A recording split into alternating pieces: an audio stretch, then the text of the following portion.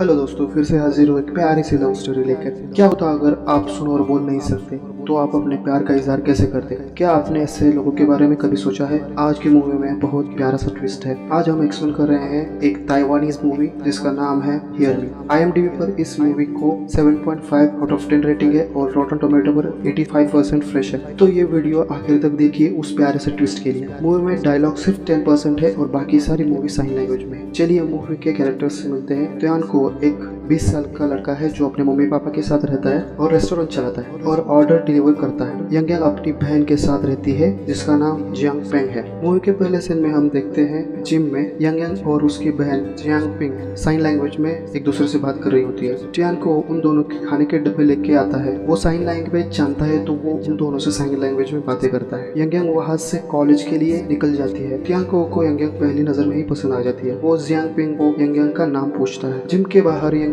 Scooter से गिर जाती है। जियांग उसे पहले हॉस्पिटल और बाद में कॉलेज छोड़ देता है। जियांग को रेस्टोरेंट वापस आने पर उसकी माँ उसे ऑर्डर डिलीवर न करने के कारण डांटती है और सारा बचा हुआ खाना खाने के लिए कहती है और आगे कहती है मुझे फिक्र है तुझसे कौन शादी करेगा। भाई माँ कहाँ की भी हो, उसे सिर्फ बच्चों की शादी की पड़ी होती है। अगले सीन में जियांग को खाने के पैकेज बेच रहा होता है। आखिरी पैकेज बचने पर वो सब लोगों को बोलता है सब खत्म हो गया है। सब निकल जाते हैं पर उसके सामने वाली लड़की को सुनाई नहीं देता, तो वो साइन लैंग्वेज में उससे आखिरी पैकेज प्री ऑर्डर्ड है ये बताता है। तभी वहाँ यंग आती है। आखिरी पैकेट जियांग ने उसी के लिए बचा के रखा होता है। दोनों साइन लैंग्वेज में एक दूसरे को अपना नाम बताते हैं और MNS का ID एक्सचेंज करते हैं। जियांग यंग की प्यारी से स्माइल के साथ तस्वीर लेता है। अगले सीन में जियांग मार्केट में घूम रहा होता है। वहाँ पे यंग स्ट्रीट पे परफॉर्म कर रही होती है। वो एक स्टैचू बनी हुई होती है। जियांग उससे अपने दिल की सारी बातें बताता है पर प्यार का इजहार नहीं करता। यंग और जियांग शाम को डिनर करने होटल में जाते हैं। यंग पैसे देना चाहती है पर उसके पास सिर्फ चिल्लर थी और वो गिन रही थी। ऑर्डर में लोग टेबल का इंतजार कर रहे थे तो जियांग को पैसे देता है। इस पर यंग नाराज हो जाती है। वो जियांग को बोलती है क्या तुम्हें चिल्लर देने में शर्म आ रही थी? चिल्लर भी पैसे ही होते, वो मेरी मेहनत के पैसे थे। गुस्से में यंग वहाँ से चली जाती है। घर आने पर वो देखती है घर के बाहर फायर ब्रिगेड की गाड़ियाँ खड़ी है। घर में आग लगी होती है और जियांग पिंग को हॉस्पिटल लेके जाते हैं। हॉस्पिटल आने के बाद यंग उसकी बहन को बोलती है सब मेरी गलती है कि मैं तुम्हें छोड़ के चली गई। जियांग पिंग उससे समझाती है और उससे तुम्हारी कोई गलती नहीं, मैं सो गई थी। दोस्तों जियांग पिंग को सुनाई नहीं देता, उसी वजह से उसे लोगों की आवाज सुनाई नहीं दी। यंग अब जियांग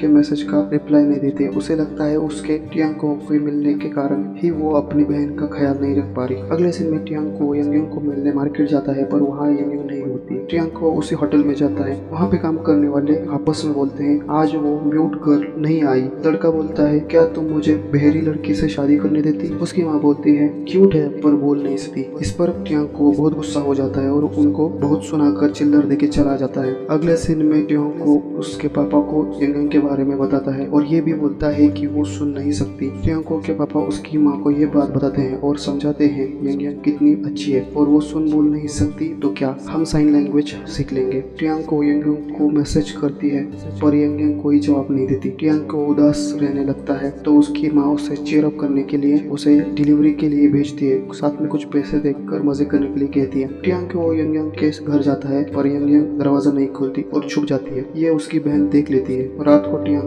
यंग को सॉरी बोलने के लिए उसके घर के बाहर ट्री का गेटअप करके खड़ा रहता है पर यंग उसे जाने के लिए कहती है। अगले सीन में यंग की बहन शराब पी के आती है और यंग को बोलती है मेरे डिसेबिलिटी की वजह से तुम अपनी लाइफ को क्यों खराब कर रही हो। अगले सीन में यंग और जियांग पिंग घूमने जाते हैं। जियांग पिंग उसे जियांग के बारे में पूछती है तुम उसे पसंद करती हो तो उसे बता दो। यंग बोलती है मैं उसे डेट नहीं करने वाली, वो भी सुन बोल नहीं सकता। जियांग पिंग उसे समझाती है कि जो सुन बोल नहीं सकते क्या वो प्यार नहीं कर सकते, वो भी स्वतंत्र जीवन जी सकते हैं। उसके समझाने के बाद यंग तैयार हो जाती है। अगले सीन में जियांग की माँ उसे यंग को घर लाने के लिए बोलती है जबकि वो सुन बोल नहीं सकती, हम साइन लैंग्वेज सीख लेंगे। जियांग खुश होकर यंग को प्रपोज करने जाता है। यंग स्विमिंग पूल के पास होती है। वो स्विमिंग पूल में अपना सिर डुबो देती है। जियांग उसके पीछे आता है और अपने दिल की सारी बात बोल देता है पर जब यंग पलटती है तो वो साइन लैंग्वेज में उससे बोलता है कि मेरे घर वालों ने तुम्हें जॉब ऑफर की है और कल घर आना है। यंग बोलती है पर मैं तो बोल नहीं सकती। जियांग को बोलता है कि वो तुम्हारे काम करने की लगन देखेंगे। अगले दिन एक रोमांटिक राइड लेके दोनों जियांग